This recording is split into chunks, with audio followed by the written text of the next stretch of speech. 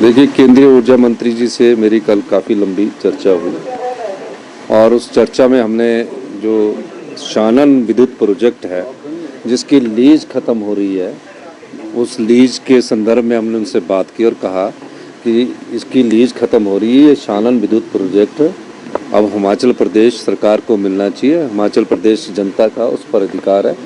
उस मामले पर उन्होंने कहा कि हम कानूनी प्रक्रिया का अध्ययन करने के बाद इस पर आपको आगे बताएंगे। दूसरा मसले हैं कि हिमाचल के जो अधिकार है, अब हिमाचल के पास जो बहता हुआ पानी है वही हमारा पास रॉ मटेरियल है, वही हमारे पास बहता हुआ सोना है।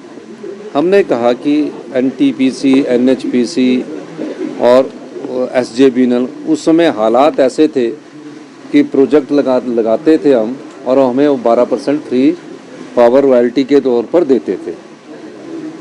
अब जो प्रोजेक्ट होता है वो 12 साल में फ्री हो जाता है। जब उनका डेट फ्री हो गया और सब कुछ फ्री हो गया तो हमने उनसे कहा कि आप कम से कम, हमने आपको जीवन भर के लिए प्रोजेक्ट दे दिया है, हमारी आय बढ़ नहीं पाएगी। हम पहले ही आर्थिक बदहाली के दौर से गुजर रहे हैं। आर्थिक तंगी इतनी ज़्यादा है कि जो हमारा रॉ मटेरियल है वो हमने एनटीपीसी, एनएचपीसी और एसजेवीएनएल को दे दिया।